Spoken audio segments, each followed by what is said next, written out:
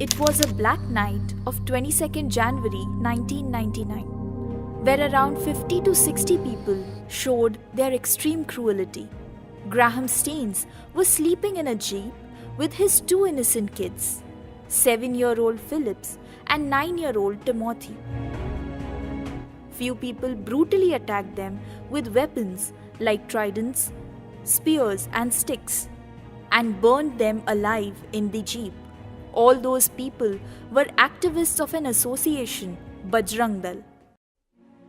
The entire world was shocked to know that innocent children of just 7 years and 9 years old were killed and condemned the incidents. At that time, the murderer Dara Singh's mother was felicitated and awarded a prize of Rs 25,000 by Vishwa Hindu Parishad, claiming a great accomplishment by her son. Dara Singh was sentenced death penalty by the Honorable Court, but later he appealed for life sentence, and after that nobody knows where Dara Singh is hidden till today. Even after sacrificing husband and children, Gladys Staines, wife of Graham, said that she is thankful to the God that her family has been fortunate to serve in the work of Jesus.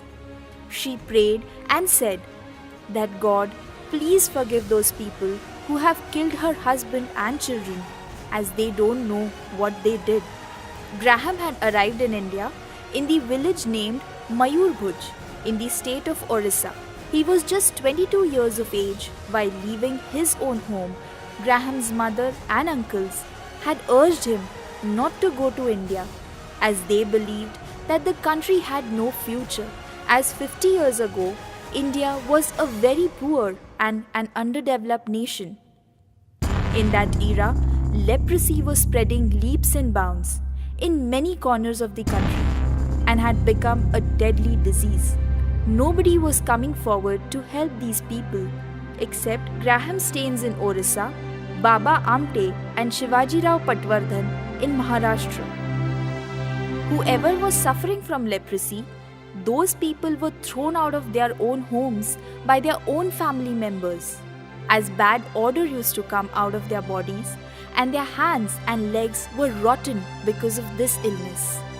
Graham had sacrificed his entire life to help and serve these people.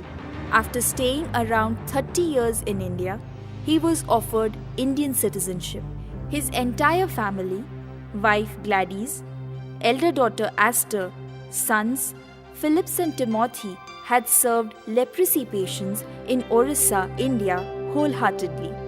Indian government has awarded Graham Staines the highest citizenship award, Padma Shri, after the murder of Graham Staines and his children. All the leprosy patients became orphaned, and there was no one who could serve and take care of these people. Everyone was just busy in their own routine.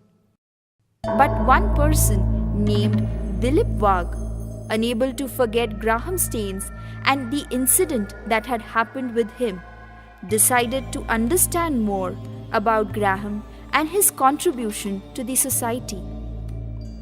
From the year 2002, he started gathering and researching every aspect of Graham's life and his work. Finally, he decided to present the struggle and work of Graham Staines in front of the society in the form of a movie named Warpath Beyond the Life. Dilip worked on the story and started filming the movie on 22nd January 2003. While filming this movie, many such antisocial activists came and warned him not to make this film, or else he will be killed in the same way Graham Staines was killed.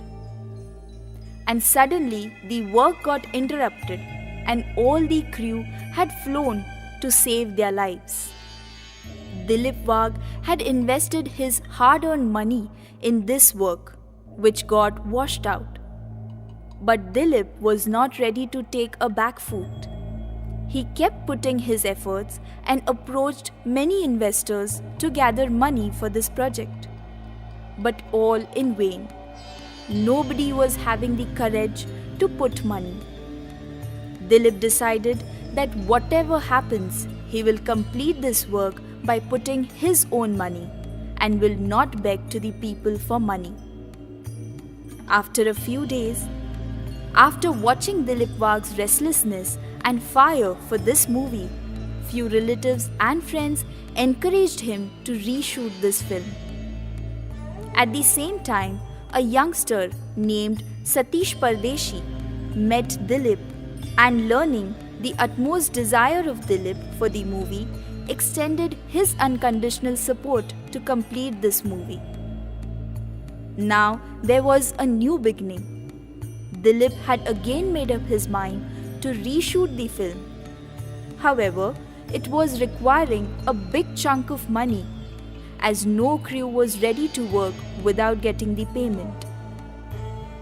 Now, after shooting for few days, Dilip once again faced cash crunch, as he had spent more than 30 lakhs on reshooting the project.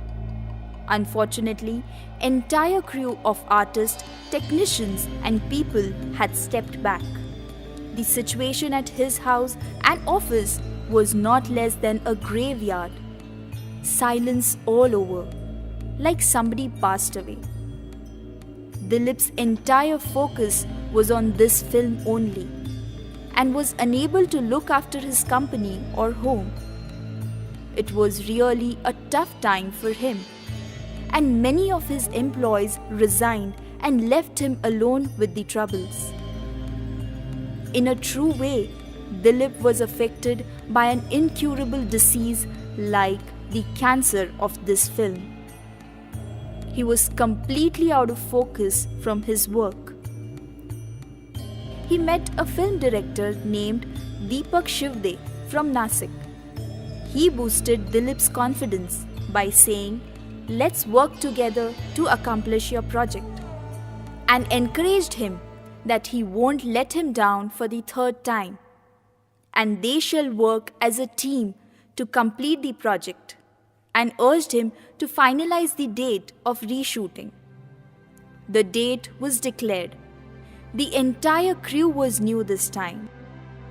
Observing him being disturbed, wife Rohini asked him how much money he has, and Dilip's answer was simple, not a single penny. She asked from where will he gather this money. Again his answer was, don't know from where.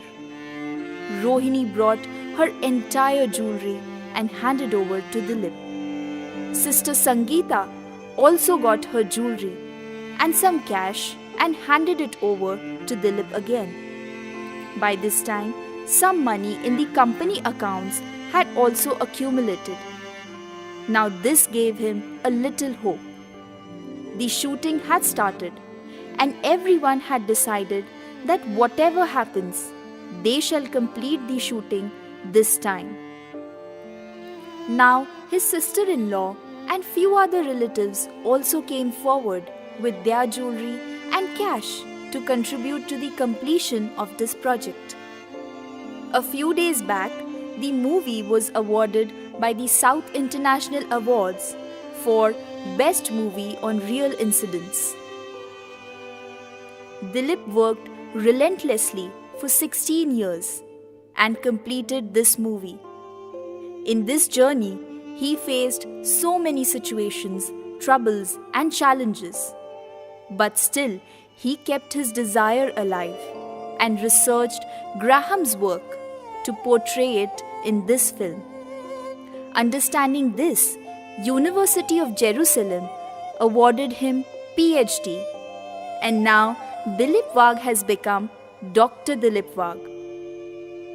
Dilip thanks from the bottom of his heart to everyone who has contributed for this project from the beginning.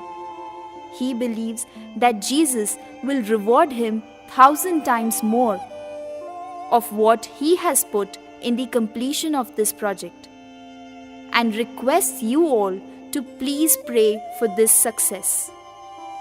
Nowadays, Dr. Dilip Wagh is working with an NGO by the name Asha Foundation and has adopted many children of farmers who have committed suicide. Dr. Dilip Wagh and his associates are nurturing these children, providing them shelter and education in their ashram. They are visiting many villages across Maharashtra and giving hope to the people and refraining them from committing suicide. It's a great mission for our country.